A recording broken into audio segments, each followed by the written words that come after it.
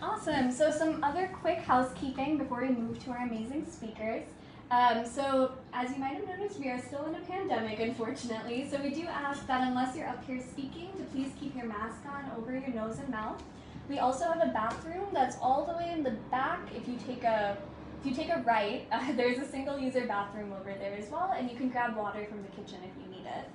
Additionally, we do have a contact tracing form, so if you haven't filled this out yet, I'm going to pass it around. We would love for you to fill out your name, phone number, and email, just so we can keep you posted if there are any COVID concerns.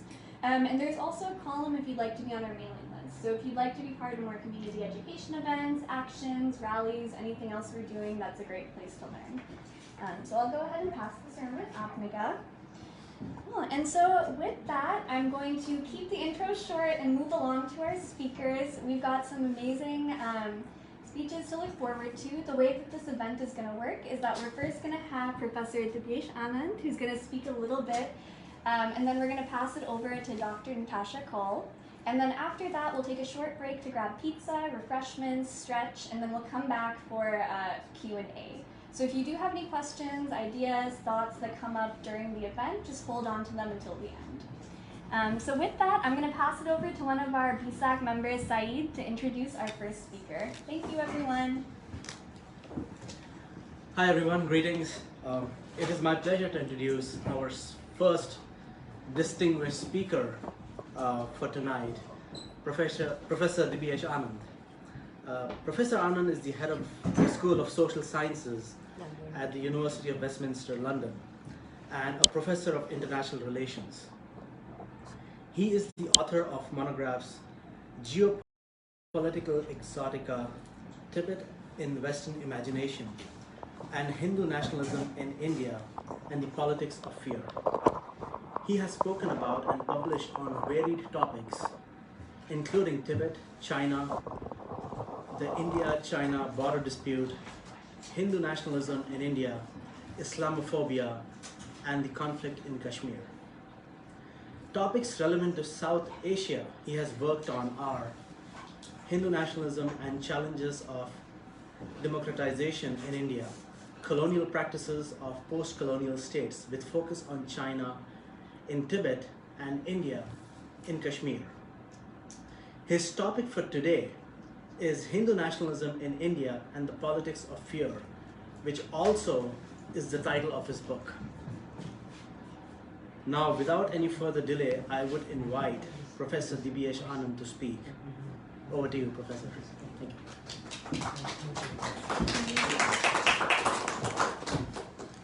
Thank you so much, Syed. Thank you so much to the Boston South Asia Coalition and everyone who can come here and who has joined here, and everyone on Facebook there, whoever is there. It's quite important that we are public about what the things we do, and I never possibly were preaching to the converted here. And the reason for that is because more oppression there is, higher the cost is to speak out. But if we don't speak out, then the higher the cost is for others who may not be able to speak out even then. Therefore, it's quite important that we keep speaking out when it comes to injustices, when it comes to issues of oppression. Now, the talk I'm going to do in the next 15 minutes is based on my book I had written many years ago. For those of you young students, I'm not being ageist here, but those of you young students, it would be possibly when you were kids. That's when I wrote the book. It was based on research I did in 2004, 5, 6, 7, that period. And if I'm using informant word, but I essentially spent time with the Hindutva. So RSS, Bajrang Dal and VHP. So they were my primary people who I engaged with. I deliberately avoided all the critics of Hindutva because I wanted to understand or get the sense of worldview of the Hindu nationalists. Now, I knew my politics. I had no doubts about my politics. It was not going from curiosity in terms of what I needed to learn from them, but I really wanted to understand how do they justify all kinds of violence that they commit against Muslims in particular. It was prompted by what had happened in Gujarat, the anti-Muslim program 2002. That was also a period when BJP had lost election, Vajpayee, surprise thing. And I recall all the commentaries in Indian media about how this shows the resilience of Indian democracy. They kept saying that BJP, if it comes to power, will have to moderate. So there's a whole something called moderation thesis, that BJP will have to moderate for sake of power. And second, look at them, they came to power and they lost the election. So Indian democracy is quite strong. This is high point of Sonia Gandhi being the main political leader in India. And that's the time I actually researched. So in recent times, I'll come to recent times also, what I found, and I'll give a summary of what I found, and you can see how it's connected to what's happening now. So when I did my research, I wrote my book, the draft, the reviewer of the book, not the review of the book, review of the book proposal, essentially said that what I'm talking about is a fringe phenomenon. So I had to tone down, I'm using the word tone down here deliberately, I had to tone down my observation on Hindu nationalists on the ground that it is representing a fringe phenomenon, not a mainstream phenomenon. That was their focus. But if you read my book, again, don't buy it, just Google and you'll find it on academia.ed, put up there. And the reason for that is don't buy it because, of course, the publishers, Palgrave Macmillan, they price it at $80 or $90. It's not affordable for anyone. No one should have to spend that much money to buy those kinds of books. So that's why I put it up, the proofread version on academia.edu. Now, so when I did that work, I presented the work, then I moved on from that research because I do other kinds of research, and my main area of work is actually China and Tibet, not India and Islamophobia. That's one of the areas of work. Now, since Modi has come to power, 2014 and everything, what we find is now love jihad is in mainstream. The kind of thing which you have been reading about, you'd be familiar with what's happening is mainstream, but most of it I'd come across years ago. So love jihad, for instance, in my book, I discuss the whole concept, the conspiracy of the conspiracy. Remember, so love jihad is an imaginary conspiracy that Hindu nationalists promote, saying that this is a conspiracy of Muslims. So it's a conspiracy of a conspiracy. So I'd come across that then in 2004, 5, 6, when hardly any academic referred to it. So what I found was in Haridwar, where I went for a VHP's event, in Ayodhya, where the Babri Mosque was destroyed, and I had gone to the site of the destruction of Babri Mosque, and also in Nagpur, which is where the headquarters of Rashtriya Swayam Sevak Sangh, the paramilitary fascist organization. These three places in particular, they'd always refer to the rumors they had heard, and it's a common story. So the story would go like this. So this Hindu girl, innocent Hindu girl, who is befriended by a Muslim girl, and that Muslim girl then introduces the Hindu girl to her brother, Muslim man. And then Muslim man, of course, flirts, then seduces the Hindu girl, who then, of course, and they don't say sex, they don't use that word, but then something happens, and then the Hindu girl loses her dignity. And then this is where the love is. So then idea is somehow, and they would use this, that they would say that for a Brahmin girl, there would be 25,000 rupees, and for a Dalit girl, it would be 5,000 rupees. So the idea being that the Muslim girl and boy who are doing this are not innocent. They're not doing it for sex. They're not doing it for seduction. The seduction is part of a bigger process. That's a conspiracy. So at that time, ISIS didn't exist. It was Al-Qaeda that was, the main bogey person for a lot of people. So they'd say that Al-Qaeda, and they would always have heard someone speaking in STD booth. For those of you not in India would not know, and younger generation might not know, there used to be STD booth. You go to and make calls. So they said they had heard someone calling from Middle East to this Muslim guy offering money to do this to a Hindu girl. Now I referred and start with this example because in recent days you would have seen Madhukeshwar, one of the right-wing figures in India. She mentioned, and then she deleted a tweet referring to how, and people focused on stud bulls. So essentially she was saying how Muslim men, and she doesn't say Muslim men, but she means Muslim men. Everyone knows that she is Muslim, meaning Muslim men. She's saying how Hindu and Sikh and Christian girls in India should be beware, and they should stop falling for trained stud bulls. Now, a lot of time, and even including myself, we made fun of it. That look, it shows an insecurity of Hindu nationalists around sexuality. Stud bulls, so referring to Muslims in that hypersexual form. But what a lot of people missed out was the stud bull was not the key aspect. The word was trained. So it's not irresponsible sexuality of Muslim men that leads to this. It's a very calculated, conspiratorial Muslim sexuality. So the idea being that Muslim men are XYZ, a danger to our women, not because they're danger to our women, but because they're consciously part of a conspiracy to be danger to our women, right? And therefore the trained part is very crucial here to remember. So the anxiety, and which a lot of us on social media focused on, is a cultivated anxiety. So the Hindu nationalists, even when they look at anxiety around sexuality, gender, other relations, that anxiety is a cultivated one and is based on a conspiracy. That the idea being that, of course, Muslims have a conspiracy, and if you're not anxious, something will happen to us, right? Now, I'm so giving this example. So going back to my own work, what I found, and I'll just summarize my observations there. What I found was that essentially Hindutva, and again, it was largely interviewing people, speaking to them, spending time with them, looking at the pamphlets they have, the leaflets they have. They've got manuals. So I've got in my office in London a manual which I've not read anywhere else. It's a manual. It's called Islam X-rayed, right? So you X-ray Islam. So it's a common pattern. The common pattern would be that, look, Hindus means Hindu women, Hindu men, then Hindu communities, Hindu societies, Hindu nation, Hindu everyone. So Hindus have 5 enemies. They would refer to 5 enemies. Islam, church, they didn't say Christian, they said church. Islam, church, communists, secularists, and westernized media. Right? So 4 or 5. And then they would say that, of course, the key, pehle kasai, fir isai. First the butcher, and they use butcher word pejoratively for Muslims. So first the Muslims and then the Christians. They were the 2 main enemies, and then the rest. So who are and why are Muslims and Christians and communist enemies? Because they have foreign origin.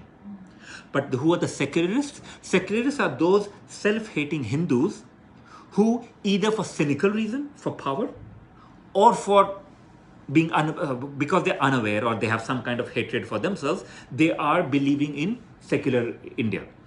Now, westernized media, and I will give examples of how that's no longer referred to as an enemy. So 2005-6, they would refer to westernized media as an enemy, and this was in speeches and everything. But the same public figures, and I'm including Nritya Gopal Das, who is the Ram Janmabhoomi movement's head, and I actually stayed in his dharamshala, by the way, right?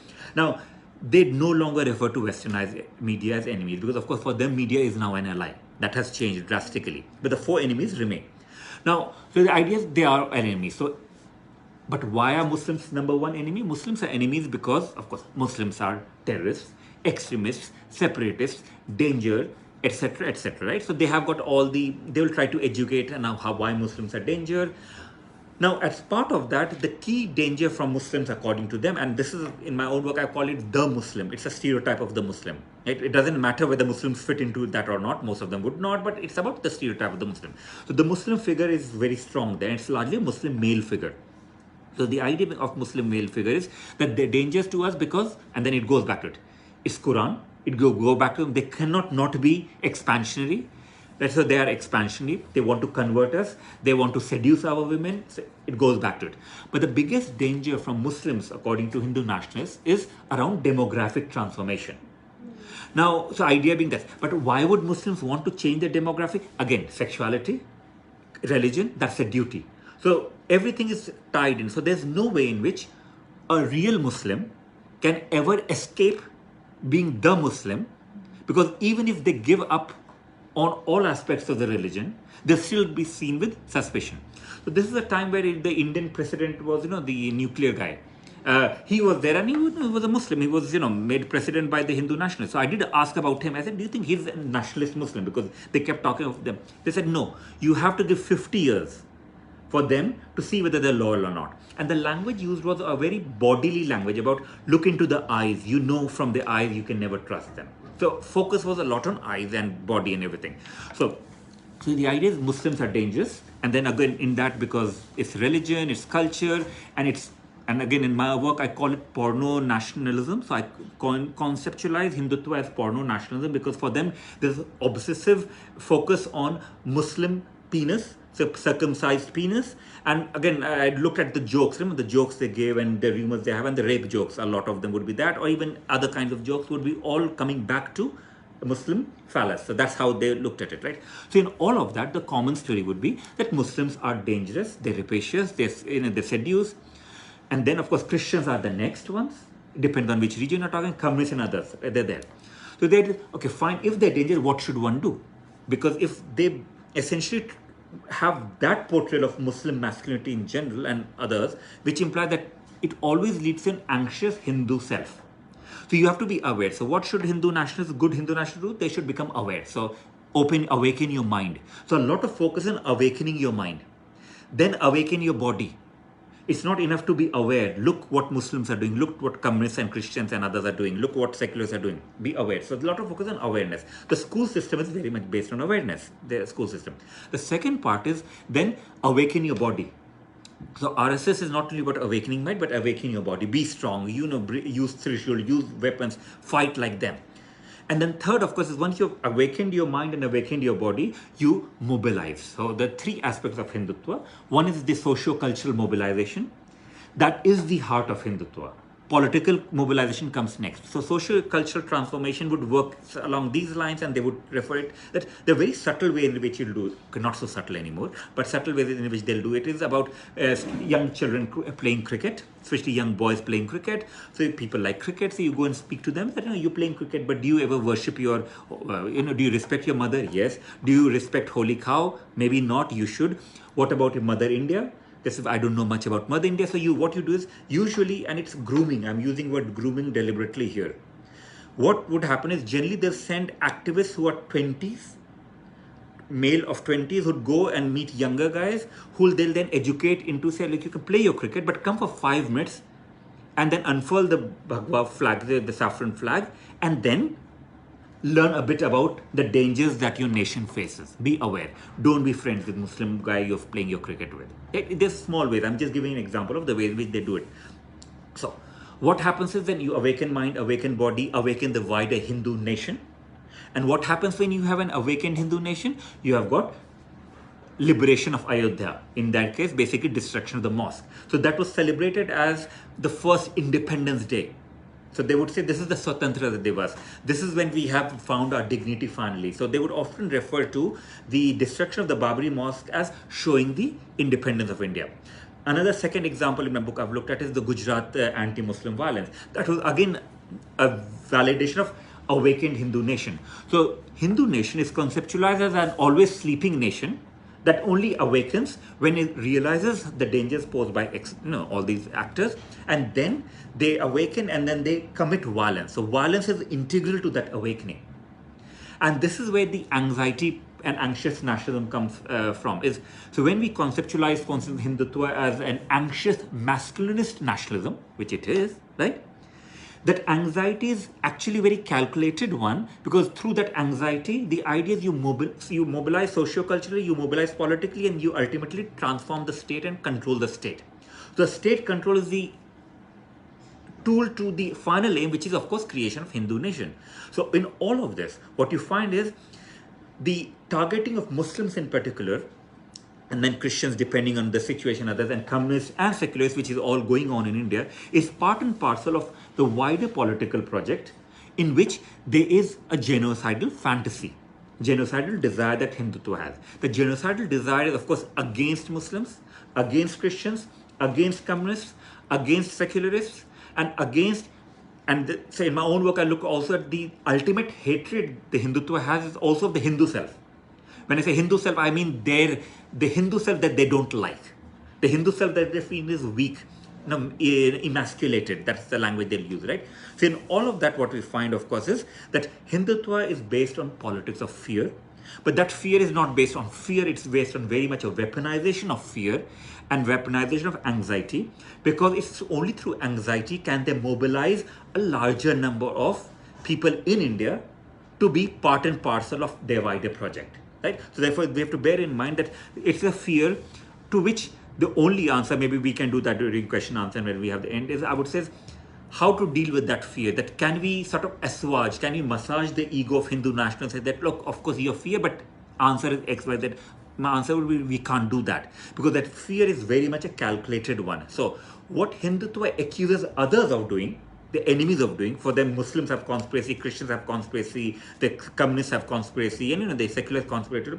Actually, Hindutva is a nationalism that's based very much on a conspiracy, which ultimate aim is a Hindu nation. It's a Hindu fascist nation, right? Purified of all the enemies. But it's a conspiracy that is based on enemy creation everywhere. And through that enemy creation, it's also generation of anxiety within the Hindu self. And this is why we find a situation where you'd think that given that Hindus, the Savarna Hindus, those who are part and parcel of Hindu nationalism, they have everything going for them in India right now. I mean, they can be quite confident, right? And yet they don't have confidence. And the reason they don't have confidence is because having confidence can lead to more openness, I mean, in this sense, or lack of absence. So what they're doing is they keep generating, and they'll keep generating fear even if Modi keeps winning every single election.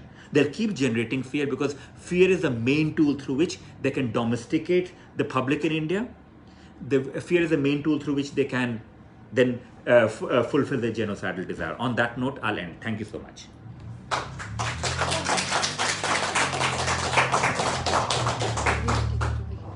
So thank you so much, Dr. Anand. I think you gave us a really great grounding in some of the fear-based, rhetorical, and material strategies that that are used to further Hindu nationalist violence, as well as to really create this, frantic, intense image of India as a nation state globally and how we think about the country. So we're going to have our next speaker speak a little bit more now, and Kavya is going to introduce her. All right. So our next distinguished speaker is Dr. Nitasha Kaul. She's a multidisciplinary academic, novelist, poet, artist, and economist. Currently an associate professor in politics and international relations at the Center of the Study of Democracy at the University of Westminster in London. She has previously worked as an assistant professor in economics at the Bristol Business School and as an associate professor in creative writing in Bhutan. Over the last 2 decades, she has researched and published extensively on themes related to democracy, political economy, identity, the rise of right-wing nationalism, feminist and post-colonial critiques, related to Bhutan, India, and Kashmir. She speaks within and outside academia.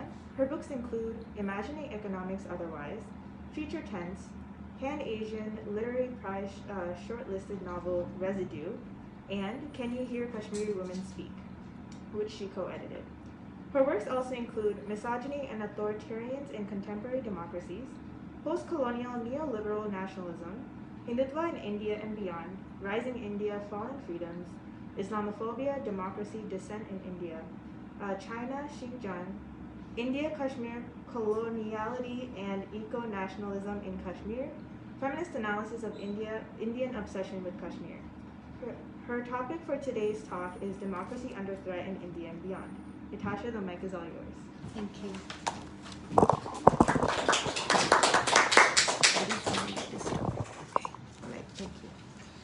So thank you everyone, and thank you for the introduction. And it's really something. Doing these talks is not something we want to be doing. We'd much rather be talking of other things. And but it's just so important that more and more people are aware of what's going on in India, and not just in India. More and more the global links become relevant, and I think it's important to perceive those. So following on from what Dibyesh just has been talking about, which is and I want to sort of pick up on two specific things before I go into my own talk. One, this idea that the most extreme and egregious instances of things happening are a fringe phenomenon is very much the way in which the slippery slope into ever greater violence is enabled. So I remember that in December 2015 there was this program called Head to Head, hosted by now it's gone back. So in that program, the head of the RSS, Ram Madhav, was there. And I was one of the people that was one of the expert interlocutors there, and I asked various things about the growing volume of violence in India and drawing attention to the increasing killings and lynchings of minorities, and specifically also pointed out, as I have done in my other work, that a BJP member of parliament had shared the stage with activists, extremist Hindutva activists, who had called for the graves of dead Muslim women to be exhumed and for their corpses to be raped. And and every, and this is just, I mean, there was a whole lot. So all of my work is online and easily available. But in response to that, a lot of people said, well, this is just a fringe phenomenon. This is just one guy. He's just one crazy person who, there's always these people. Now fast forward a couple more years, that person then ended up, and still is, the chief minister of the most populous state in the country. His name is, the name he goes by is Yogi Adityanath. So the things that are at one point seen as fringe phenomenon and rebutted as fringe phenomena are not really fringe phenomenon. So in the run-up to the 2019 elections, there were BJP members of parliament that ended up saying things like, well, we don't, if we win the next time, we don't really need elections anymore. Now, today, somebody pointing that out may be told that that's a fringe phenomena. But can we be sure that 5 years down the line, democracy is not going to be fundamentally attacked in ways that are then impossible to recover from? So that's one thing. The other thing that I want to say is, again, in line with this thing about accessibility of work. So everything that I have said and done over the years on this and any other topic is freely available and accessible from the CV link in my website. So you can just it's all there. And there is a lot that we have there is to say. So I would encourage you to explore further. Now, in contrast to the self-understandings of the Hindutva actors and the ways in which they make sense of the world, what I'm going to be doing here is really talking about the ways in which the political project of Hindutva functions and the way in which it is transforming democracy and what similarities that has globally with what is happening in other countries. Because this is happening in different degrees and to different extents in multiple democracies at this point. This is not just something that is happening in India, although of course there are differences, but there are also a lot of very salient commonalities here. So the structure of what I have to say is as follows. I will first talk about 4 or 5 main broad things that I want to speak about, and then go specifically to the Indian case. So the first thing that I want to say is that democracy and violence are not have a very complicated relationship, because the topic of my talk today is democracy under threat in India and beyond. So the first thing that I want to say is that democracy and violence are often thought of as being mutually opposed. That democracy is just more and more of a good thing, and it automatically means more democracy means less violence. That's obviously not the case if we look at many places in the world where, and anywhere really, where often, for instance, elections, which are seen as the festival of democracy, are often marked by increased violence and high levels of structural violence that coexist alongside a democratic system, such as when people are denied their ability to access affordable housing or healthcare or other rights. So democracy and violence actually have a much more complicated relationship with each other. The second general thing that I want to, and I'm only going to very briefly talk about these, but the second general thing I want to say is that my view on what is happening globally right now, whether we look at many figures ranging from Trump in the US, Erdogan in Turkey, Duterte in Philippines, Bolsonaro in Brazil, Modi in India, and ever more elections from Costa Rica to you name it, like on every continent you will find these people, and these are, by the way, democracies. That what we see, I would argue, is electorally legitimated misogynist authoritarians who claim a monopoly on nationalism and therefore denounce their critics as being anti-national, come to power claiming to challenge neoliberalism but end up benefiting from crony capitalism. So this is something that is globally happening in all of these cases. These are democracies, but the leaders are simply electorally legitimated. They win elections, sure, some way, but elections, as we know, involve a lot more than just popular will. It is about algorithms, it is about finance, and so on. So that's sort of like what is happening at a global level, and therefore the misogynist part is quite important here, and I've in my other work argued why gender is crucial to the rise of this particular version of right-wing hegemonic nationalism. Gender and anti-feminist views and authoritarian dispositions are very strongly correlated, and there's a lot that I've said about it, but I just want to sort of leave that as the second thought. The third thing that I want to say is that there is a parallel between, so there's this idea of othering that we know, right? They need an other against which the self is defined. And that there is also a similarity between the way in which the individual body and the body of the nation is seen. So the body and the body politic, and and violence in these cases, in multiple cases, is actually a form of signaling. So to take an example from the Indian situation, if we think about the fact that there is a slogan, Ayodhya to jhanki hai, Mathura Kashi baki hai. That what happened at Ayodhya is just a glimpse of, there are many other things that are to come. So this idea that this is just, this is about sending out a signal. And the symbolism is actually really important. So I write a lot. I am originally from, and I also write a lot about Kashmir, arguing for the importance of people's political and economic rights and human rights, irrespective of religious divides.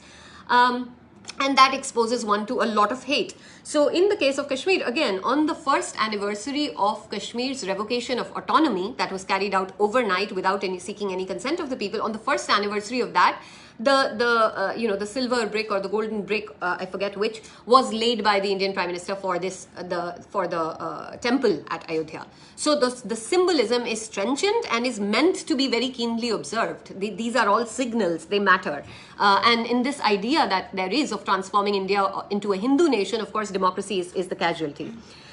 Fourth thing that I want to say generally is that this is all legitimized and the people's consent is created in the name of these being projects of national pride. Whether it's Make America Great Again or Brexit or Modi's India, the idea is they're doing this in order to recover a pride for people. And in that, I would argue that they put together neoliberalism. So neoliberalism and nationalism are often seen as opposing forces. One is about capital and, the other is about the nation. Actually, in my work, I'm arguing that neoliberalism, nationalism, and post-colonial, so I call it post-colonial neoliberal nationalism, work together, such that you have ideas of the nation and the economy that are tied together by leaders who portray themselves as messianic saviors who are going to take the country into a future which is a glorious past, which is a form of a glorious past. In some parts of the world, that past is a pure pre-colonial past that they promise. In other parts of the world, they promise a past which has imperial glory like they once had, a future that has imperial glory. So these commonalities are salient. Now, in the Indian case, there are two dynamics that are important. One, India as the world's largest democracy idea. Its strong contrast as opposed to systems that are seen as authoritarian, a system which is a democracy because elections. And then the link up with, especially in the post 9/11 era, the link up with a global Islamophobia, a global idea of Islamophobia on the one hand, and often unchallenged corporate predatory economic interests on the other, and all of this ties in together. So in fact, when the Modi-led BJP came to power in 2014 in India for the first time, the corporates and the Hindutva, it was dually backed. It was not just Hindutva. That was also an important part of the story. Now, I've said that. And in my congressional testimony on Kashmir, for instance, in October 2019 in the US, I mentioned the fact that India is on a proto-fascist trajectory. Would you believe it? ANI, a news agency, actually reported on that, censoring out the bit where I said proto-fascist trajectory. So I'm very happy to repeat it any number of times, and I don't think it is careless or irresponsible. I think fascism is not a word we should use easily, but I think when we spot contexts where there is a slide towards what might eventually resemble a full-blown fascism, then that needs to be called out, and I think it's important to do that. Now, in the case of India, what has happened is, and here I have to put on my glasses because the print is small and the light isn't good. So the post-2014 transformation in India, I would argue, is obviously about a clear ascendancy of Hindu supremacism. That this idea is deeply central. The idea is that Hindus have been historically subdued by Muslim conquerors and Western colonialists, and that this is a project that's going to rescue Hindus from all of those outsiders, even if Muslims have lived in India for hundreds of years, to say the least. Also, the idea that the rights of minorities, even though it's formally, even though it's a democracy, the rights of minorities ought to derive from the goodwill of the majority and not from their identity as rights-bearing individuals. So that if Muslims and other minorities if they behave well, if they don't do anything to step out of line, then of course we're not going to hurt them. but that is a very different idea, and it's not the kind of democratic idea where a person has a right based on their individual existence. So this is similar to this project undergoing in India. The transformation is similar to a making India great again kind of project, to relate to audiences here. So Hindutva ideologues claim to be making India great again by making India a rising power, by getting India its place in the sun. Yet at the same time, this is not empirically borne out by anything. So if you look at all of the indicators of media freedom, of democratic index, of academic freedom, India's position in all of these rankings keeps going down. So the truth should be, the facticity of this should be very easy to point out. But the other thing that is also simultaneously happening is that facts don't matter when such hegemonic projects gain ground. You can tell people any number of very factual things that should contradict what they believe in, but their beliefs somehow manage to be resuscitated nonetheless. And they'll say, no, that's not it. They'll find some ways of reconciling clear facts with some version of what they want to believe. And that's what's happening in India. Increasingly in India, dissent is securitized, which means any kind of dissent is seen as a security threat. And political labeling means that this language becomes extreme. So the idea of intellectuals or people who are critical of government policies or this larger project can be labeled urban Naxals, which is that the idea is that they're intellectual terrorists, that they are urban, as in they are urban educated terrorists. That's the idea, or insurgents. That's the implication, and therefore counterinsurgency sort of violence should be legitimized, at least rhetorically, against them, but sometimes also in more apparent ways. And this undermines the very idea of dissent, which is crucial to how democracies function. Now, I want to give some examples here. So the reshaping of education and educational institutions is a key part of this. The appointment of university heads ever more, especially at critical universities. If you think about universities like JNU, what they've undergone in the last few years, these then have a cascading effect inside institutions in terms of syllabi, in terms of what is possible for people to be able to speak about. You might know of the case of Umar Khalid, a JNU student who has been in prison. So this lack of accountability, as well as this idea that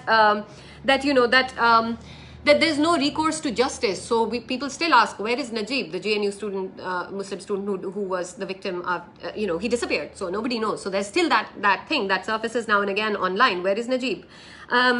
This is a situation where we find where, in spite of globally being seen as a democracy, we have had what was known as the Haridwar Hate Assembly, where open calls for genocide against Muslims and call to arms against Muslims were made by people who see themselves as religious leaders, and this was in the media. They weren't afraid of saying these things. They were saying these things. It was on the media, and likewise.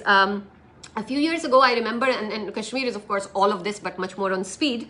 So in the case of Kashmir, in the Kathua rape case, where an 8-year-old girl, Asifa, was raped and murdered, you had BJP legislators, two ministers who marched in a rally organized by Hindu Ekta Manch, Hindu Unity Forum, in support of the alleged rapists of this little girl. So the extent to which the dehumanization of those who are othered is possible today should be cause for concern for everyone as a human being, regardless of whether they are Indian or not, Muslim or not, Hindu or whatever they are. So this is something that is really is significant. And some of the other things, and I'll quickly go over, is the attempts to keep changing rules. They don't always succeed. On the farmers' protest, of course, the government had to eventually abandon that for now. The External Affairs Ministry last year wanted to have a rule whereby foreigners speaking on certain topics would need permission, even if they were taking part online in seminars. They had to. The pushback was there, and they had to. So it's on that trajectory, as I said. It's not India is not a Hindu nation. India's democracy is not completely undermined, but that's the direction in which this is headed. Unless we do more to have larger numbers of people understand this. The weaponization of religious feeling and vigilante mobilization is not new to India, but it's being very effectively harnessed in order to silence free speech, to stop people from literally talking about these things, to transform, as I said, the attack on critical thinking and education is really at the center of this. The extreme othering, now all sorts of people get othered, That could include the progressives, those who believe in secularism, Dalits, Christians, but Muslims are the most extreme other for the Hindutva project. And they've used a large number of kind of innovative strategies of legitimizing this, that, you know, how they innovate, how they get people to, I can't go into detail here, but how they speak to contradictory constituencies of people, presenting as if their interests are uniform, and they do this. It's also like a political strategy through which this is legitimized. At its base, and this is something that I want to sort of, I think, close with, at its base, the idea is this question of who is a legitimate Indian citizen.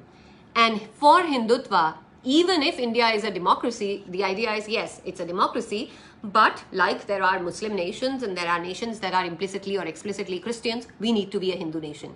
So it's a fundamental challenge to the idea of India as a secular democracy, because the idea is that India will be a Hindu nation that will confer pride on the nation, and that the idea of who this legitimate and worthy Indian citizen is, there is an implicit hierarchy. So the Hindu male upper caste person is the norm, against which all others are measured implicitly as lacking in different levels to the level of worth that would enable their rights to be protected.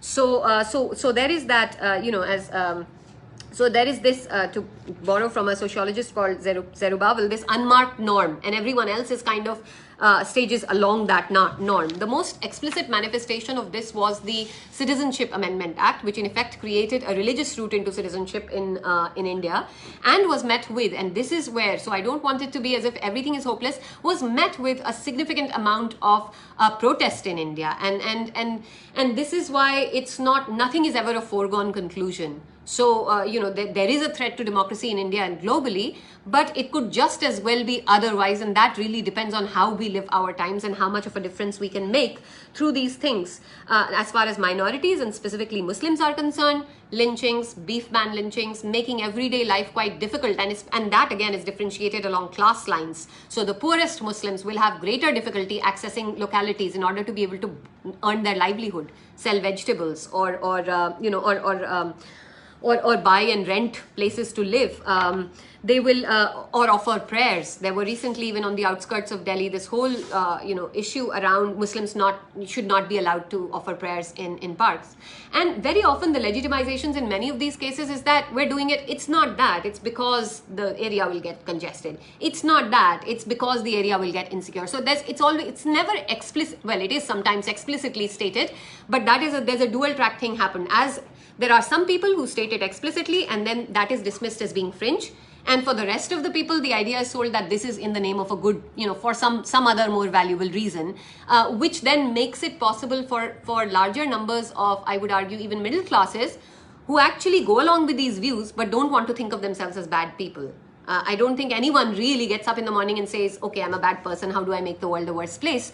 So then the really interesting thing is, how is this made possible? How is this made possible as a strategy and as a political move? And in this, the idea of jihad, various kinds of jihad is crucial. So as opposed to the declared emergency in India in the 70s, what others have also said is that what we are heading towards, if are not already in it, is an undeclared emergency. So courts have not been suspended, newspapers have not been stopped from printing what they're doing, institutions have not all been shut down. Yet the effect that is being produced through judicial quietude, through constitutional subversion, through censorship and self-censorship of the media is increasingly moving along the lines towards as if they were toothless and did not have any business being critical in a democracy. So that's the really subversive part. The fact that this is not explicitly happening with the army coming into the streets, at least not in India. So it is happening, but it's happening in this very peculiar way. And the very last thing, of course, would be the global validation that is derived for all this from the spectacles abroad, from the diaspora mobilization, from this, the cultural link being made to Indians overseas. And this is why the global part, to finish with what I started out, is also equally important. Thank you.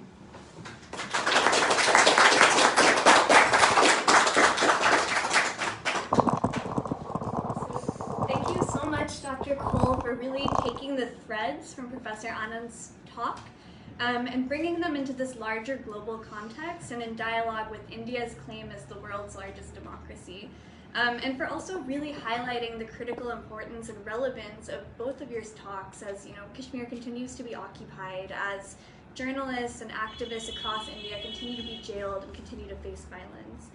So thank you both so much. And for everyone else, we're going to take a quick short break now to grab some pizza, which has come in and is in the kitchen.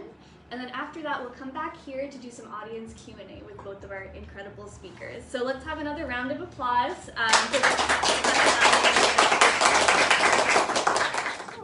So hello, everyone. Welcome back. I hope everyone was able to grab some pizza, grab some water, and really, soak in the process, the incredible information, talks, and conversations that Professor Anand and Dr. Kaul have led us into.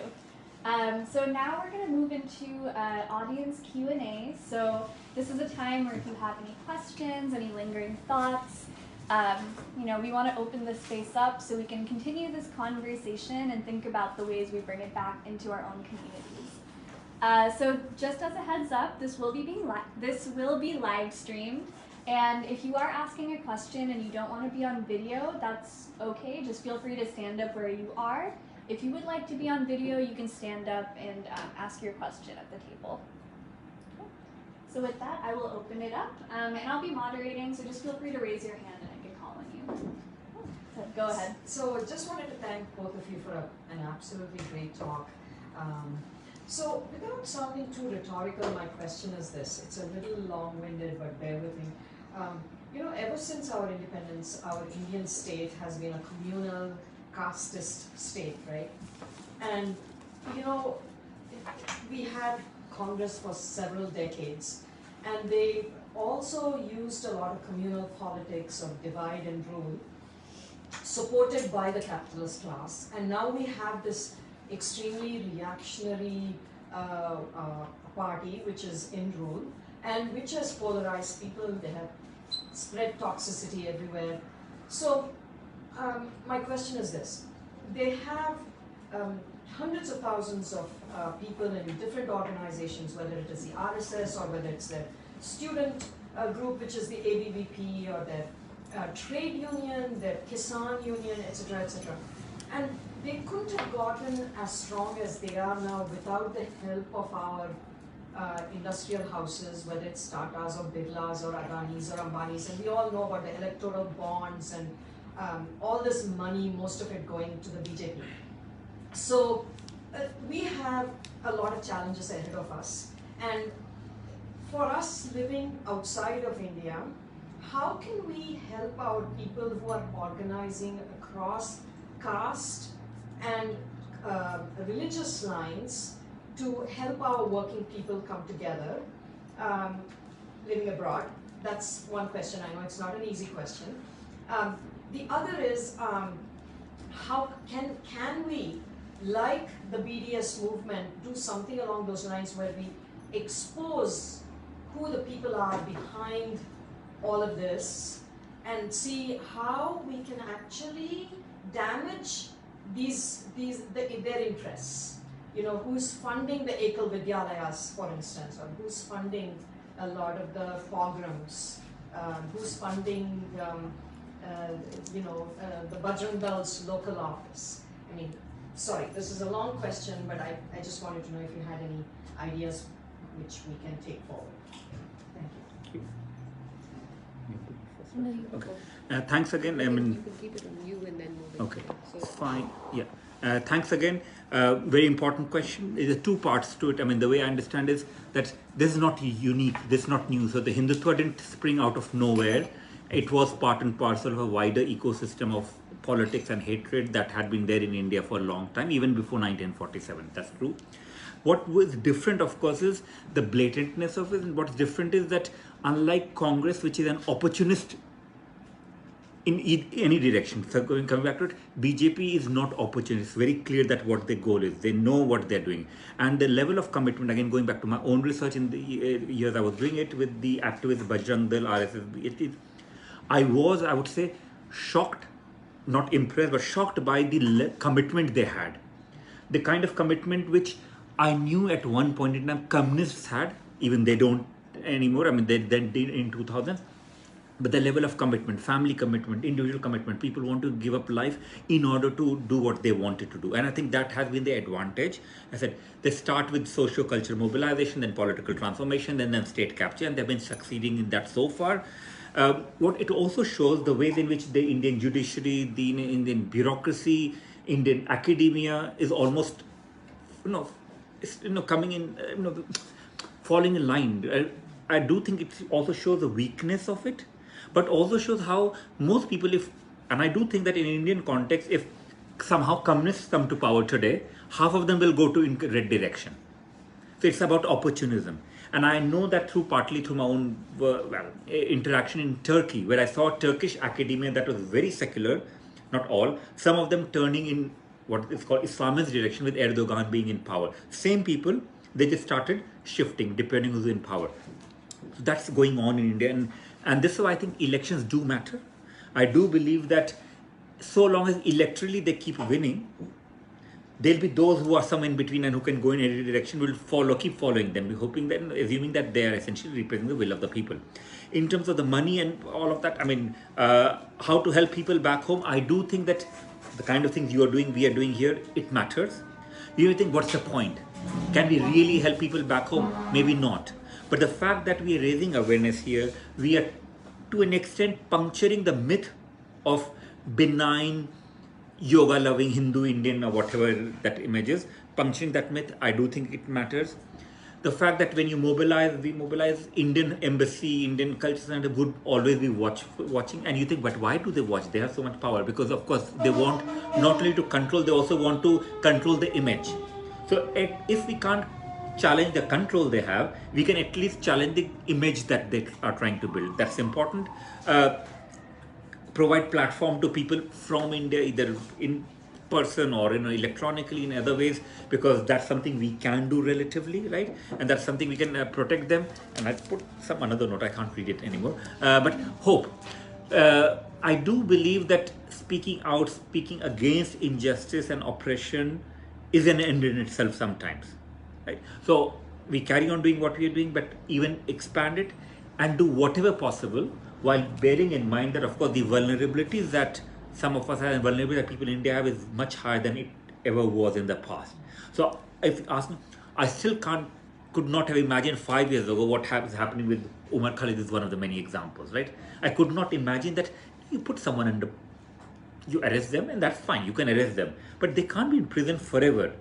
But it seems that that's what's happening there.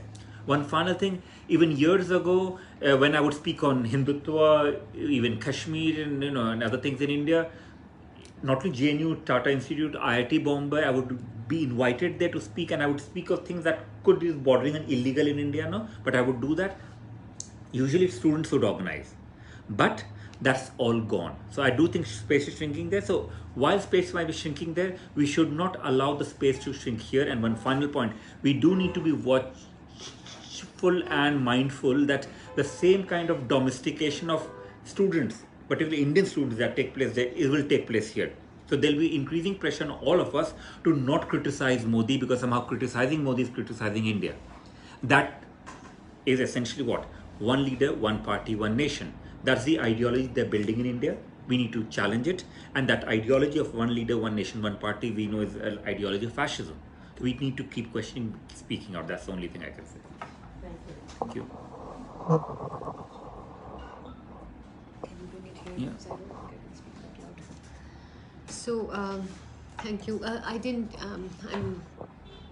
it's too late in the day for me to remember all names, but your name. Padma. Thank you so much. So, I'll try not to repeat the things that have already been said. So I think firstly, for me, the important thing is, and there are two things that I want to ask you guys later. Okay. So firstly, for me, the thing is that there are, just referring to the use of language, who the we are, who the our is not certain. So I would not necessarily see myself as we, or more precisely, I think I would see myself as being part of parallel we's. So I do not give up my right to speak about the US or the UK or other parts of the world, and I think it should happen in the reverse too. Equally, I think that so that's one thing I wanted to say. The other point is that the idea, what is different about what hasn't happened. So there were all sorts of things that were problematic about, let's say, any previous government than these particular right-wing hegemons. So even including, let's say, President Obama's rule here, or the Congress rule in India. There were problematic things. But I think what has happened with what does happen with these movements is their particular version of the elite, who the elite is. So the elite then becomes people who speak about human rights, becomes people who speak a certain language, like literally being able to speak a certain language. But who is not seen as the elite are huge corporate houses that are actually economically incredibly, powerful, and they are somehow not the elite, but being able to, but talking about human rights or speaking in English or having gone to a certain school is somehow elite, which is not. So that is different. Secondly, I think the volume of violence has been turned up significantly, so it's not the same, and I'm deeply skeptical of projects of purism, because I feel like that's just an impossible thing to be doing. So there is a difference. And thirdly, the attack on secularism is really direct and very central. And I feel that one of the big kind of thorns in the side of this present project is things like secularism in the Constitution, which was incidentally and interestingly added as an amendment in much later. So the attack on secularism is crucial. Now, what can be done? Now, in response to that, I have a few things. So firstly, so corporations do have this role. They do this in many countries, in many democracies. They're not just doing this in India. Now, what is different is the fact that we should expect a pushback from the media. We should expect greater accountability and critical reporting by the media, and action on cases by the judiciary. So I think that's one very clear point of recognition and intervention, because we cannot, there will be these corporates, they will be doing the things that they do. So the media and judiciary, I think, are important. I think in some sense the broader idea, if you ask me, like, how do we damage their interests, to use your phrase, which I quite like, and I think it's can we anywhere? I mean, then that takes me to this whole question of what does the consonance of liberal democratic capitalism in the post-second part of the 20th century onwards, what does it mean? Can anyone anywhere elect a government that brings the markets down? I'm not sure that's possible within the framework of that system. If you see, when the worst outcomes sometimes, including violence, lead to increases and a better performance of the stock markets. And if governments are elected that want to take housing seriously, healthcare seriously, education seriously, and in both in the West and the non-West, the markets react nervously. That itself is a very interesting anthropomorphism. But my point, therefore, is that the disconnect between the financial systems that run our world in good or bad democracies and the political electoral systems through which representation is delivered in the name of the people, that disconnect is a fundamental one, and I think a systemic feature. So that undoing that, damaging those interests, I think is a much harder project. And I think that therefore I would say that the main important thing is to get attention to the institutions that should be doing better, the everyday and challenge the everyday banalization of violence that happens, and undermine the legitimization and the ignorance through which this continues to happen without more and more people being aware of it. And for that, I think that, so I think even if we think of democracy in that polyarchy sense as a consensual government of competing elites, at least they should be competing. Here it is this vision that the BJP has of a Congress Mukt Bharat. They don't even want the opposition. So then the challenge is, what can be done? I think one, grassroots solidarity. Location is not just a geographical location matter. The easiest way in which they delegitimize critical voices is by saying, what do you know? You're not based in India. And my counter is like, so that industrialist who has that super big mansion, who's probably never seen anyone on the street, that person's somehow more valid because they're just geographically at this coordinate. And if somebody who's spending their life and time and energy and everything studying, experiencing, knowing that deeply and feeling the effects of that through their work is not somehow, location is relevant. So I think challenging that location thing and building links with grassroots wherever we are is really important. And I think, secondly, the link between the sort of work that's happening to critically kind of draw attention to this and the activism. So that bridge, that in now we use the term impact for it, but like the academia activism bridge, I think needs to be kind of kept like really busy and constantly pedestrianized with our thoughts. And I think making links with other oppressed groups, so like Dalits, farmers, CAA protesters, Kashmiris, other people whose human rights. So I think those solidarities of the oppressed are a very practical, strategic, and powerful way of drawing attention to a system that isn't just violent to you, but is actually violent to a whole range of people. And you could be next, even if you think you're insulated by that privilege. And lastly, I think specific campaigns, as with the farmers movement and all. I think taking on specific campaigns is a practical way. In addition to that other thing, that's the academia activism link. I think the specific campaigns thing helps. So I think I've said four ways. The fifth one that I want to say is preserving the ability for people like us to be able to speak up, for people like in this room, for us to be able to continue this discourse and to not let the public sphere be shut down, at least in other parts of the world. And also because these projects are projects of right-wing hegemonic nationalism, are deeply insecure and very fundamentally kind of insecure in that way, so it matters to them, the external validation.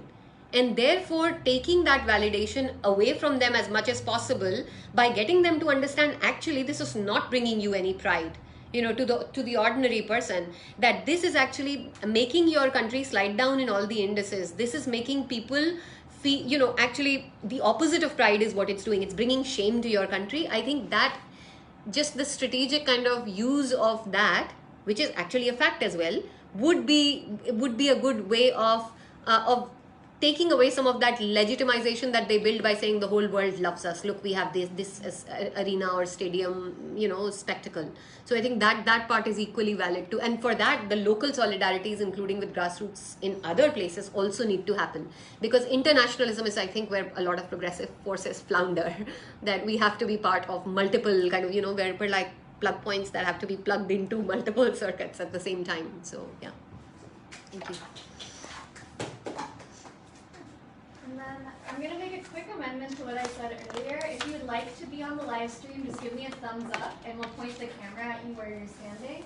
If you don't want to be on the live stream, just thumbs down and we won't turn the camera around as you're asking a question. Yeah, we do that. So, yeah. He does. But is it okay if we get their name? Or you can give an imagined name if you like. No. Huh? It's just too much of a hassle to go there. So Okay. No, we could turn it around if you want.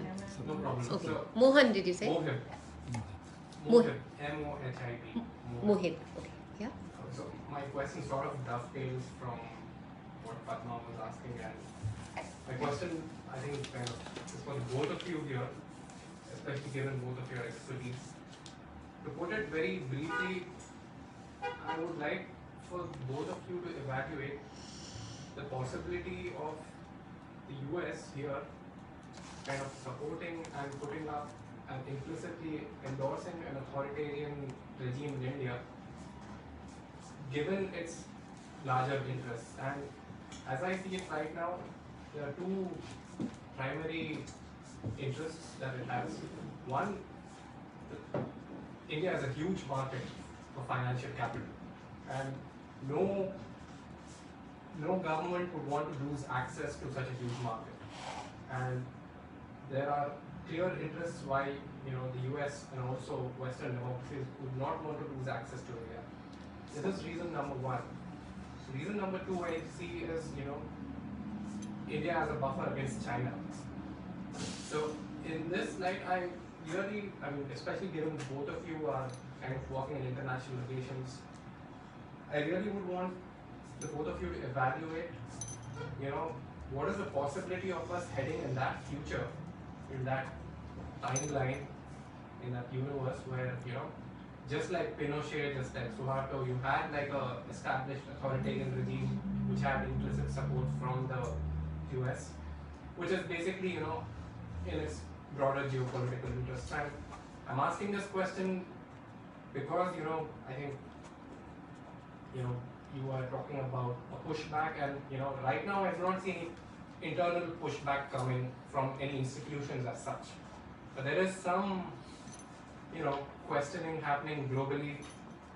For instance, there was uh, the UN wanted to be an amicus curiae on the CAA Act.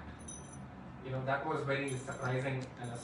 So there are some, small signs of pushback globally, but overall, there is an increasing possibility that international organizations and the US might just neglect these small so-called human rights violations and implicitly just endorse this authoritarian regime. So I want kind of both of your opinions on what's the possibility of that happening. Do you want to please go first? Okay. Thanks. Couple of things. Yes. Frankly, the way I would see Hindu nationalism as a very indigenous phenomenon, while of course there are commonalities across the board, they don't need international validation to come and be in power. So for instance, if today, for instance, somehow some things change and US starts boycotting India because of right-wing nationalists and everything, and Hindu nationalism will still be in power, they'll remain very strong there. So first, we have to remember, it's largely, when I say indigenous, I mean it's largely an Indian phenomenon. Support from diaspora matters, but even if diaspora somehow changes and somehow becomes more progressive, broadly speaking, and becomes like us or whatever, I don't think it will change the political future and fate of Hindutva at this point in time in India. That's one. Second, you're right. I mean, if you take example of how India deals with Modi and others, US deals with them, it's largely very, China does something, there's a lot of noise. India does something equally, there's hardly any noise. So again, we should not be surprised. That's to do with market, but it's also to do with the China factor which you have mentioned. But and on that, an Indian government and including Hindutva government knows that US can change anytime it wants to.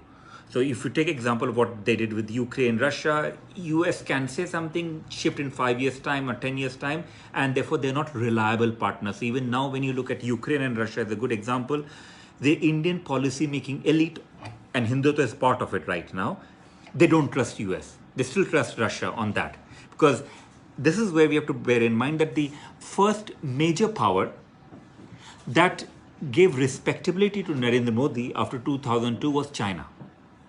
Modi was able to visit China when he could not visit US and could not visit the UK, and we should remember that. In that sense, the reason I'm highlighting is because so you see that, and Xi Jinping coming to he went to Gujarat, then he met somewhere in South India with Modi. It's very clear that therefore all major powers, not only US, would be quoting him if they think that he can provide some kind of stability according to them, and therefore access to the market. Chinese market. I mean, more than US, it's India is a larger market for China now. So in that sense, we have to bear in mind it's not US only, it's also China. And of course, the difference is US, because of domestic compulsion, from time to time, still has to talk of human rights and has to talk of religious rights. Unlike China or Russia, who don't ever talk of human rights at all when it comes to what's happening in India. So in terms of what you're asking internationally, I don't... Even if BJP loses power in India today and there is a very different government in India, US will deal with them also equally well. So they'll try to avoid being trapped into that. But overall, of course, US has a strong record, like all the major powers have a strong record in supporting whoever will suit their interest. Yes. But what we have to understand is how Modi has been very good. When I say Modi, not Modi, the government has been very good at aligning their interests with other interests where no one wants to challenge Modi, including the Middle East governments. So they all want to work with him because they feel that he provides a certain stability, authoritarian stability, which then allows their companies to benefit from it. So I understand your question somewhat differently, and so I see your thing as so you're saying that can they will the US be comfortable propping up authoritarian rule? That's how I'm reading this question. So so I think that firstly there is some reason for hope. I think that while in the last US elections, I think the fact that it is a different administration here, and as I said, all sorts of problems with those who are not right-wing authoritarians of this kind, but nonetheless I think that it matters that it's not Trump. And because as you knew from the Trump-Modi connection that, not just a personal one, but the level at which that spectacle played a role in creating validation. So I think that's a thank God for small mercies moment, that, you know, that it is at least not the Trumpists in power here. Even if, again, that we may have just kicked the can down the road, that also is a parallel sense. Would they do that? Now, I think, again, there's no foregone conclusions here, but I think the liberal international order, as you know, as we see it, has always had its hypocrisies and its selectivities.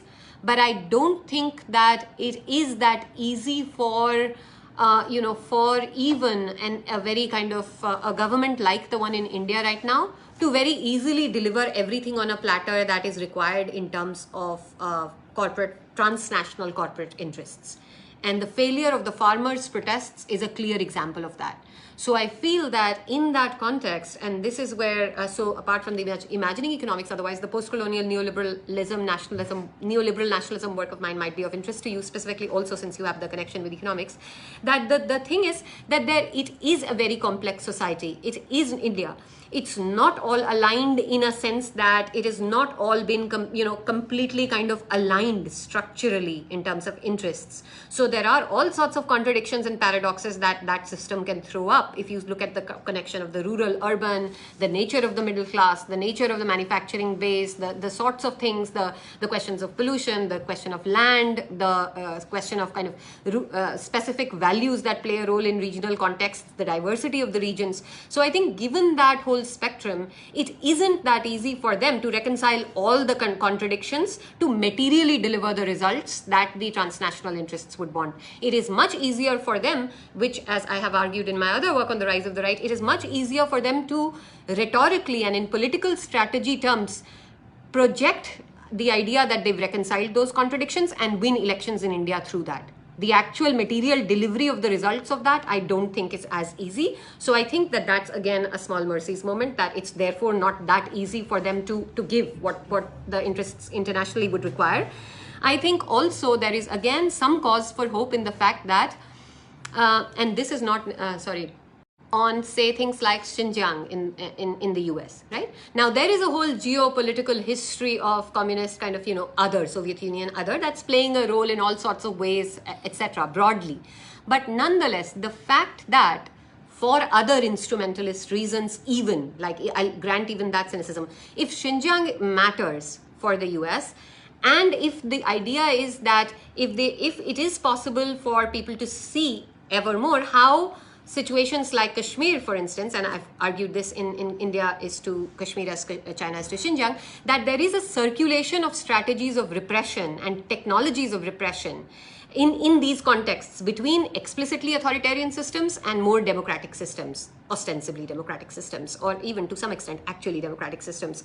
So if that is the case, then I think in the US too, I don't think administrations anywhere, officials, people, that there is a plurality, and I don't think people don't see the ways in which India and China are increasingly converging in terms of the exercise of political power. So that, again, for me would be a moment of hope, that there is some recognition that much as people would like there to be a more stark difference between communists and those who are part of our quad, but actually that's in reality, it's far from certain. That I think people are able to see that there are similarities. So that's, again, one way in which internationally that story isn't holding up very well. I think lastly, the idea that the rankings are falling constantly, various rankings, including those issued by important international, kind of prominent, at least, international organizations, including those based in the US, matters, because the fact that these rankings are going down matters. It matters, even if it doesn't matter there, it matters in some sense to people's understanding. The fact that, and lastly, the idea of national interest. So obviously, I'm saying obviously, but I want to say this for a reason. So states will obviously act in line with their national interests. Now, I would say that I would go with those who combine a more kind of, while being mindful of the realist aspect of it, who also combine that, and here the person that, so for instance, here the person I would mention is Jutta Velders, the constructivist scholar whose paper on constructing national interests. So the idea that even things like national interests aren't just things that are there available, they are constructed by the very people who claim to be representing them. In other words, therefore, that any country's foreign policy is of course determined by the idea that this department thinks this, that ministry thinks that. But at the same time, those interests are not immune to domestic pressures, are not immune to what people think, what the newspapers say, what the general feeling, what the think tanks want to be putting out reports on. And that constructivist work in progress, constantly changing aspect is where I see my role as a public intellectual and as an academic to be saying these things, because that matters. The more people get to see those things, the less certain it is. If you were ever a nerd, I should say, Heisenberg uncertainty, you cannot determine the position and momentum at the same time, right? So this whole thing is actually circular. So what we do, again, going back to that point, what we do, what you do matters. It can matter, at least. It can also not matter, but that's the world we live in. And so absurd as it is, I would actually, on this question, I think that the structural linkages, the ability to deliver, the role of image and reputation globally, if not reputation, at least an image, the domestic sources of influence on foreign policy, I think all of that matters. So I don't think this is all lost. I think there's everything to be arguing for all the time, ever more, including with those, at micro, macro, meso levels, with our friends and with the people we work with and with our fellow academics or fellow activists or, anyone really. I think it matters. Words matter. Thank you.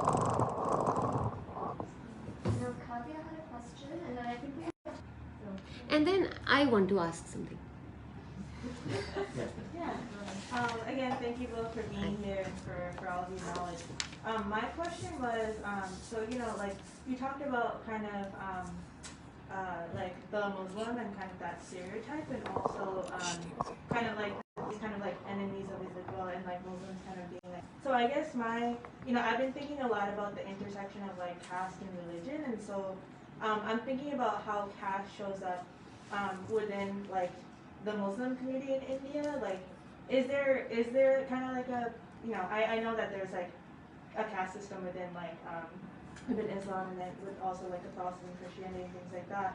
And I'm wondering like, what's the relationship with like Brahmin Muslims, if that's the thing, like to Hindutva as opposed to like Dalit Muslims, or like, and their relationship to Hindutva and their relationship to the stereotype of the Muslim. And I know you mentioned like with Christians, it's more so like they phrase it as the church rather than like individual Christians. So even like, I'm also curious with that of like, in terms of, the church being kind of the enemy of Hindutva, like what's the difference with like Brahmin Christians as opposed to like Dalit Christians? So basically, what's the caste kind of aspect of it? Thanks. Okay. Now, in fact, thanks again. Big subject. I don't think I can cover all of it.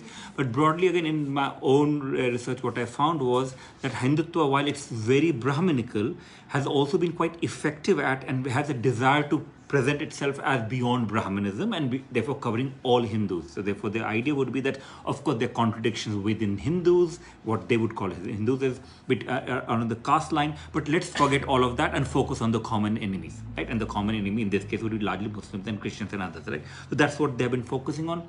So most of the RSS, Bajrang Dal, VHP, that avoid speaking of caste, they would have a very patronizing attitude towards Dalits in particular. Oh, they are our brothers who are a bit backward and we need to educate them, but work with us, but they are our brothers, unlike Muslims who are never brothers. What they had resentment against was, of course, Ambedkarism. So Ambedkarite Buddhism, they had a problem with it. Now, they have tried to make Buddhism into an Indic religion, unlike, again, Islam and Christianity. Yet again, this was, I've not read about it, but I did come across it from RSS leaders themselves. They said that, look at why Buddhism declined in India, because it catered a lot to foreigners. So because Buddhism betrayed its own motherland at some point in time, this is why they lost India. So they have a strong resentment against Dalits converting into embracing Buddhism. Again, they have a problem there. In terms of the differential impact on Muslims along class and caste lines, of course it would be. I mean, there's always a difference. But when we look at the anti-Muslim pogrom of 2002 in Gujarat, when we look at what happened in Delhi, when we look at the rhetoric of the Hindutva, they make no difference along caste line when it comes to Muslims. All Muslims are the same. For them, Amir Khan is a problem, right? Shah Rukh Khan is, of course, a big problem, and all of the Khans are a problem, but so are the vendors. And this is what we have to bear in mind, that, and this is my reading, I mean, of course, people have disagreed, that while caste is a very crucial phenomenon in the way in which India is organized on caste is very crucial, but sometimes anti-casteist activists ignore the ways in which Hindutva seeks to go beyond caste, while it's not gone beyond caste, seeks to go beyond caste quite effectively. And I do think Modi's role here is crucial, given his caste background, not being, a very high caste, but being very much part and parcel of it. This does show us the success of Hindutva in trying to mobilize all Hindus, regardless of caste, against all Muslims, regardless of caste. That's how it is. Now, of course, one way to counter it is to again remind ourselves of contradictions around caste. And I do think this is why when you look at the what's called Dalit Bahujan, and but a Muslim Dalit alliance, but then the whole idea is, but what about Pasmanda Muslims? They don't fit into that, because it's largely the upper caste Muslims who will try to align with Dalits. There are these debates, and I do think that we need to sometimes go beyond it. So when on social media largely, or even in media, I do come across a lot of, it still feels that left is a big enemy, that left is Brahmanical, left is a problem. Then, of course, the Dalits are a problem because they have voted for someone, or Muslims are a problem. And Mayawati, you heard her statement recently in UP, she practically blamed Muslims for that. I mean, so in a way, Muslims have become the easiest target. And when she blames Muslims, she doesn't mean only certain Muslims, she blames all Muslims for it. And this is what we have to bear in mind, is that given how Hindutva, that came from a minority project, it's a minority project, but has a claims to majoritarianism, we should not and must not fall into the trap set by it around divide and rule and focus on all kinds of difference. We should be mindful of it. We should also fight against it, but recognize that the genocidal desires and fantasies of Hindutva, while based in Brahmanism, is essentially based on a unified Hindu identity against unified Muslim and Christian identity. Again, the fact that there are churches, there are Syrian Christians, also sometimes who support BJP, there are upper caste Christians who do it. Your Bohra Muslims, not all, some of them in Gujarat voting for BJP, but they come from, again, a certain disenfranchised phenomenon of class interest. Is about, it's like hafta, you give to a certain gunda, you give to a mafia, you pay something in protection money. That's how it's seen. Because even with them, you'd never come across RSS, Bajrang Dal, VHP, and even BJP ever talking of them as equals. So I would say that anti-caste activism is very important to challenge Hindutva, but until unless we recognize that, I mean, it's not is it a coincidence that for Hindutva, they are critical of Ambedkar from time to time, but they'll try to appropriate Ambedkar. They'll try to appropriate Gandhi. Have you ever seen them appropriating any Muslim figure as such? Hardly any. And even Nehru. I mean, Nehru, with all the flaws and Brahmanism of Nehru, you'd never come across BJP and ever trying to appropriate Nehru. And the reason, of course, is because Nehru is associated with certain visions of secular democracy. So they have a problem with that. So I would just also, in a way, respect and pay attention to how Hindutva mobilizes itself, rather than only providing explanation to it. Thank you. So that's a very big question. And I thank you for making it from your point about Islamophobia and then refer to your question about caste. So on Islam, I'm a big fan of discourse matters and dialogue matters, but I think also encountering words on the written page also matters. So I will also refer to two texts that exist. Now on Islamophobia, what I've argued is that Islamophobia is of course increasing and it's multidimensional in India. And I say that there are 4 different registers in which we can see it. One, the idea that Indian Muslims are seen as suspect citizens, that they have to always prove their citizenship one way or the other. Kashmiri Muslims are seen as latent terrorists, that they are just problematic at any point just because of the fact that they are Muslims, they might be terrorists. Pakistan is seen as an existential other, like as a state, this kind of other state, the thing that India is not. In a very, there are rivals and there are enemies. It's not just a rival, it's seen as an enemy other. And fourthly, that the Muslim refugees, such as the Rohingya, for instance, are seen as invasive pests along the lines of very violent biological metaphors that we also know from other parts of the world. That these are, in fact, the Indian Home Minister said this, that they're like vermin or something. That they are pests. So I've written about this in much more detail in something called Islamophobia in India in Society and Space, also available online. Now, with the question of caste, I want to say two things about it. Like, I want to respond in two parallel ways. One, I think that you're absolutely right in that there is an intersectionality to how this works, and that it's very hard to fathom, and that it's also, it has the dual problems of when making arguments in the public domain, on the one hand, of authentic claims, and on the other, and will, is that connected now? I think it is, yeah? Yep. Okay, so on the one hand, there is the way in which the politics of identity and even sometimes the scavenging of that is enabled. So for instance, if we say that just a person's embodiment or their birth identity is what makes them right in a certain context, no matter what, then you can have some very regressive, very right-wing, very anti-minority figures that are taken up by the right wing. And so there's that problem. On the other hand, you also have so there's that problem. And on the other hand, you have the problem of, okay, how do we link that to experience? So one thing that immediately came to mind, I don't know if you read fiction, but I'm a firm believer in the fact that political issues, apart from newspapers and academic articles, fiction is one way in which we hear those stories. So there is a novel, and I've just looked up the name as well because I do book posts, and that's one thing I think Facebook is good for. It's good for an archive. You can reach out at any point, which is why I put everything there. So this is a novel called The Hindu, and it's a novel, and it's by a Dalit author called Sharan Kumar Limbale. It was published in 2003. And it's an important text of Dalit literature and an indictment of the ghastly violence of caste against the backdrop of ascendant Hindutva in India. So I say that I found in it a delineation of complexities of gender, caste, democracy, violence, and power as lived in the local world of a village. So I would say to reading literatures that reference that, because that would bring attention to the intersectionality of all of this. The other kind of now switching paragraphs, and so I believe that literature has a really important role. Like what I've said on Kashmir in my academic work and what I say on Kashmir in future tense, I would not necessarily put that in a hierarchy. I would just say there are different ways of saying things that are able to appeal to different languages of thought.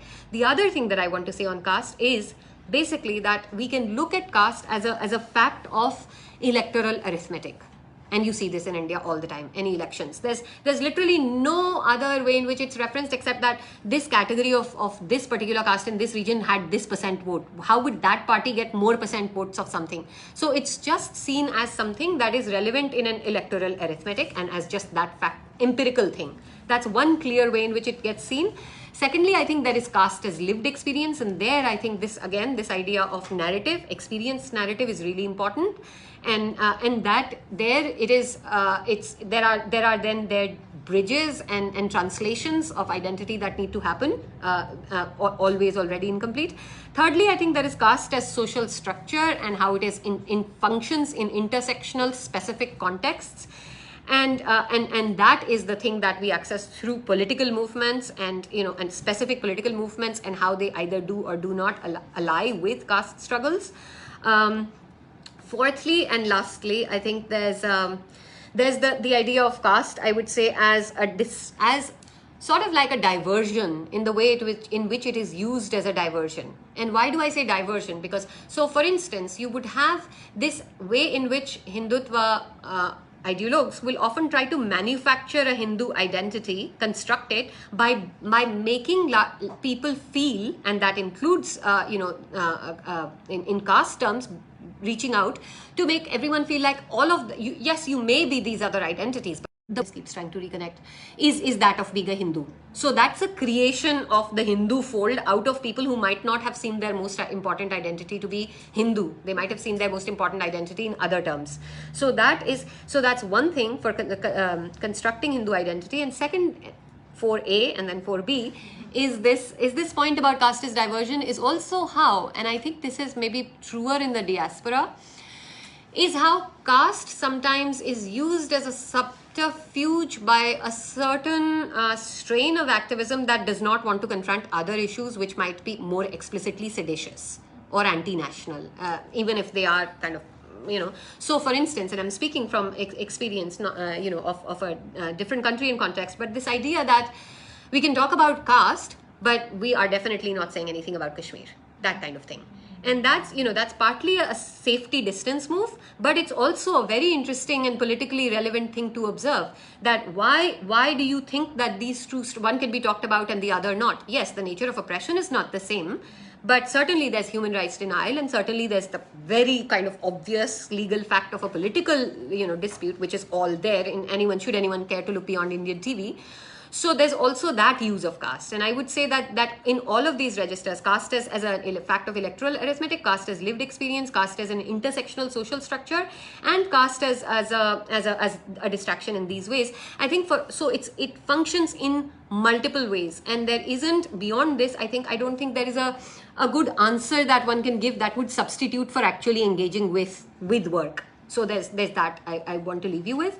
And I think that many people, people here in this room might already know, but Rohit Vemula, the Dalit student from Hyderabad Central University, who committed suicide, but it was much more than that, because there were a whole structural ways in which he was marginalized, and in which and that was a structural thing, like his journey and the tragic end of his life is not just, again, one person. It's reflective and symbolic. So in the letter that he left in his last note, where he writes, which is also available online on Facebook and places, you can read it. I think that letter is such an important and interesting text, because he says not just the fact that he loves the stars and the trees, and that you see that there's this very real human person that that, like each of us, deserve to live and deserve to not face those injustices.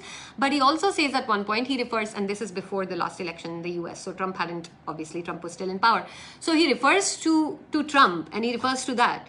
And I feel like, I don't think anybody's ever commented upon that, but I think that is really important, that the oppressed anywhere are able to see if we really start from those points, we should, and we are often able to see these intersectional things. The fact that Rohit Vemula refers to Trump and to what is happening to the world in that Trump.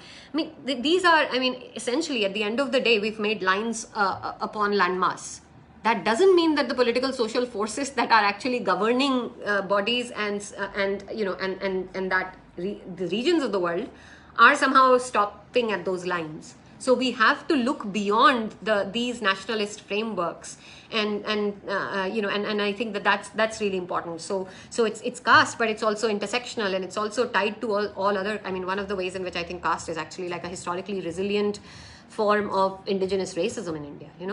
That's not exactly the same. No two oppressions are, but I think that we have to think oppressions, bracketing them together across what we might naturally think of as being relevant or in the same frame.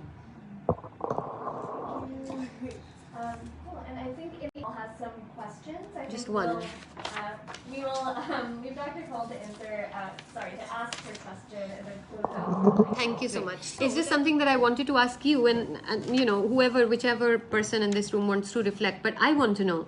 So how does one this is because I increasingly encounter a large number of people who have the same problem. Do you also, from your own contexts, have difficulties increasingly communicating with those you would have previously thought of as friends and family? Because I feel like a lot of young people especially come up to me and say, like, it's really hard to communicate with my family, but also how do I get across?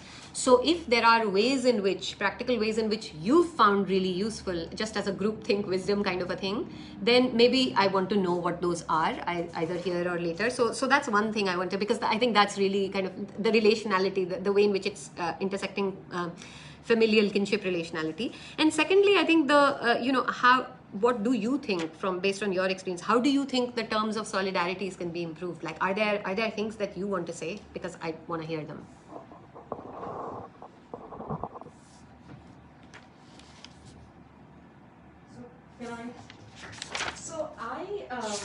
I went to a medical college in India, a government medical college when I was after high school when I was 17. Okay, sorry to interrupt, but if you want to stand, you can. But also, okay, I'm sitting on 4 cushions, so I feel you.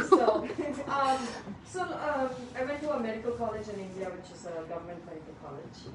Many years ago, I was after high school.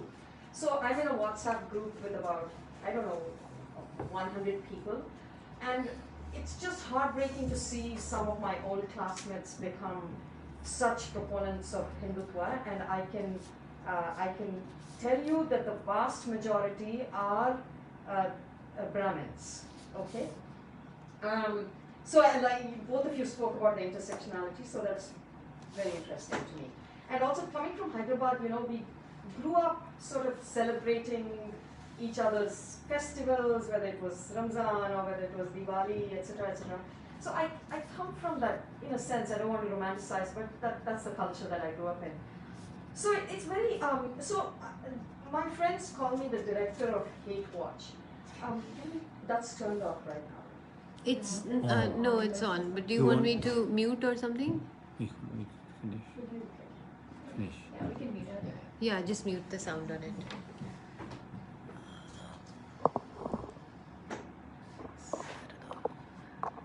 Not sure.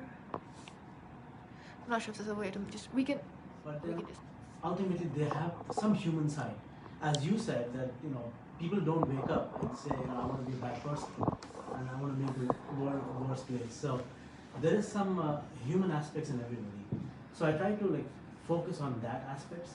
If people are suffering because of anything, because of any party, any politician, how the people suffer, what they are going through. If a person is lynched, how his family has been affected.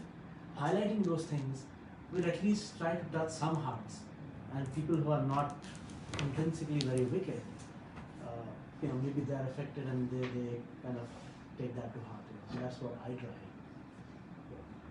That's my perspective. I have the hip-hop. I muted. maybe Stop we'll it. just She's in academia, so. Well, I don't know to comment on other academics in that way, but Yeah. yeah, I mean, How does this? the ideology runs, it's, what the elite It's on him. happens I in don't know if he elite wants to institutions be. is that a it's lot of probably times fine. they're aligned with the elite. And that's true in the US, that's true in Europe, that's becoming more and more true. It wasn't true as much like in institutions like JNU, but unfortunately it's happening. So, I mean, the elite, here if you look at the justification of wars that happens, the justification of racism, the president of Harvard justified racism, patriarchy, right? So it comes from these institutions. So there's nothing new here, It's, I No, think, I assume that's the answer. That's why anyway I wanted to reconfirm. So Can you turn this round? yeah, Uh-oh. do you want to have final? Yeah. I'll say something. Then. Yeah. Okay, so you go ahead and say what you have to say, and then I'll say. Yeah, because then you can make. Okay. We are making concluding remarks, right? Yeah. Okay. No, I just of course is because while we talk of academia, activism, and everything, generally I've found, particularly in elite institutions, there's hardly any of it. I'd say even in the UK context. Academics, and given we are talking specifically of India at this point in time, there's such a very blatant fascism that's rising.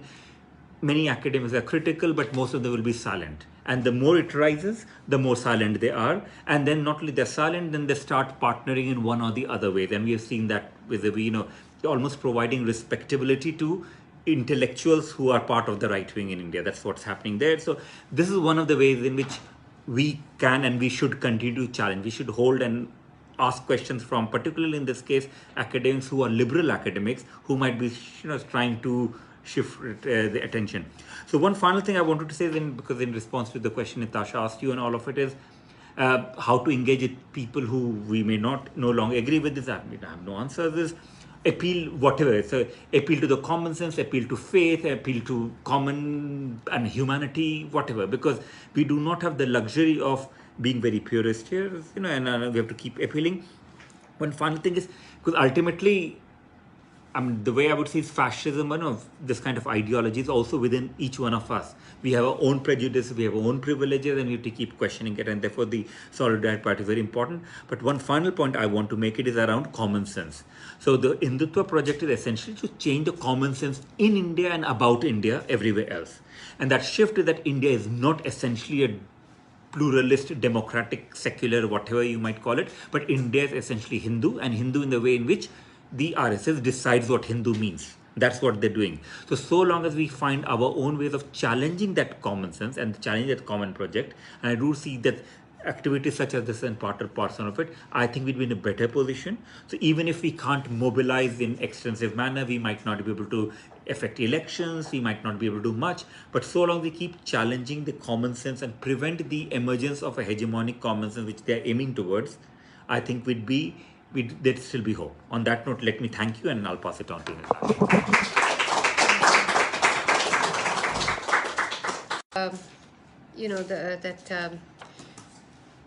There is obviously never 100% agreement that we can arrive at with individuals, but I think it's whether we can find the common ground. So even as even if we are colleagues, even if I hear Dibyesh speak, sometimes I'm like, no, I don't agree with that part, or I don't agree with all of that part.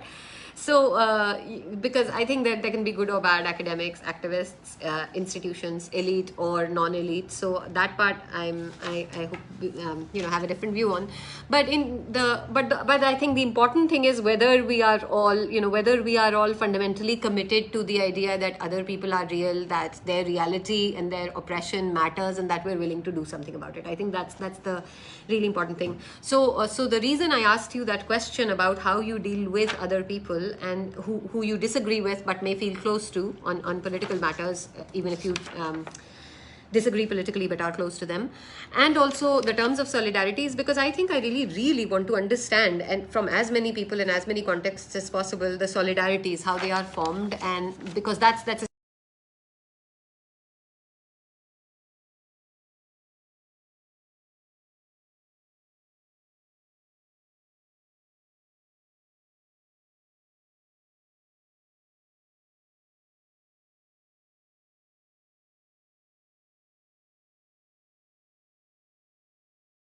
because you can be very erudite in a very specialized rarefied field of some kind of science but not have the humanities exposure. It doesn't have to be the case, but I think that's why education attacks happen, as you know. I think the other thing that always strikes me is how sometimes you would have the coexistence, a lot of the times, people who have very violent views about others correspond with and exist in the same individual who's otherwise a very nice person to you. They'll be like really nice people, and you're struck by how can this person who's so helpful and so nice and so kind also be the person who votes for all of this, or thinks that this doesn't matter, or watches this TV channel. And I think that's the really kind of striking, and that gets to that question of solidarity for me. So I would say there's ignorance and indifference on the one hand, and then there's malice. And then there's structural creation and perpetuation of malice. And that structural part is where I think the interventions can need also the academic work. The other thing that I was thinking about when you said, people who say that they'll think about, we also have to think about, do people fool themselves? To what extent do they fool themselves or fool others?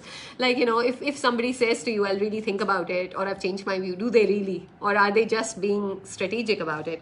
So I think that is also another thing. How do we actually get real change to happen? And how do we also avoid the turkey pardon scenarios? People will very often, like, you spend a lot of time and energy getting someone to understand an injustice, and they'll be like, okay, maybe these 3 people of this identity that I'm interacting with are not bad, but everyone else is still the same. So it's also like moving beyond. I don't have answers, but I'm just throwing these questions out into you and into ether online. Like, how do we move beyond that scenario? They'll be like, maybe these people are okay, the ones who are here are okay, but the rest of them generally as that identity, that's a problem. I think do reciprocity work. If we see common ground, can we get them? How do we get them to see common ground?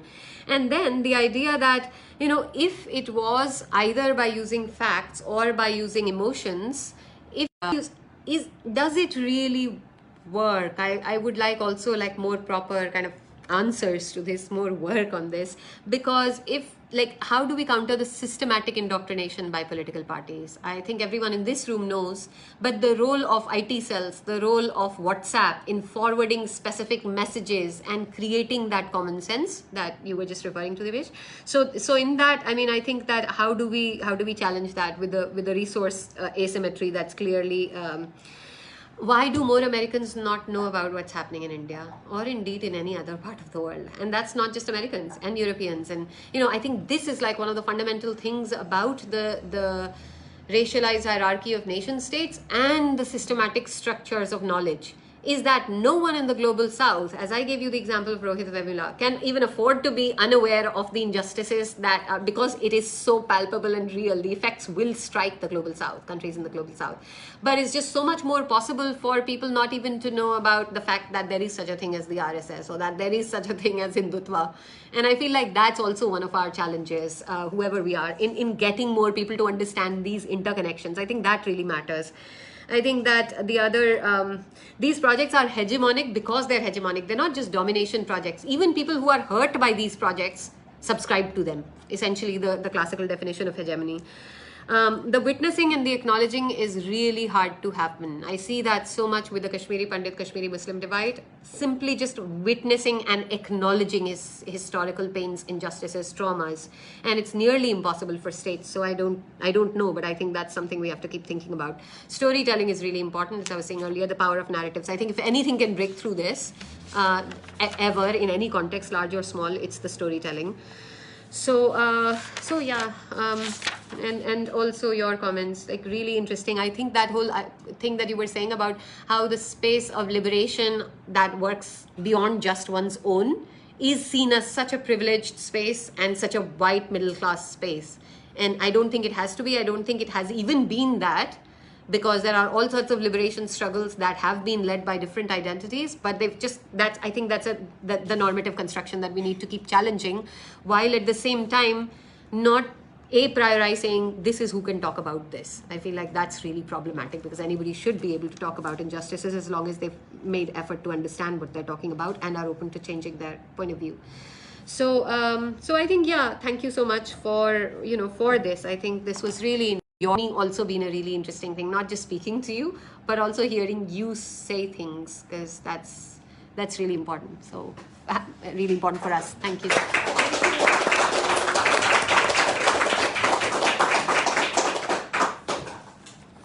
Well, thank you, everyone. Thank you again to both of our speakers for sharing their insights. Thank you, everyone who shared and made it out to this event. Another point of housekeeping, if you haven't signed the contact tracing sheet, please do on your way out. And yeah, feel free to stay chat with us while we're cleaning up, but otherwise have a great rest of your night. Thank you, everyone. Thank you so much.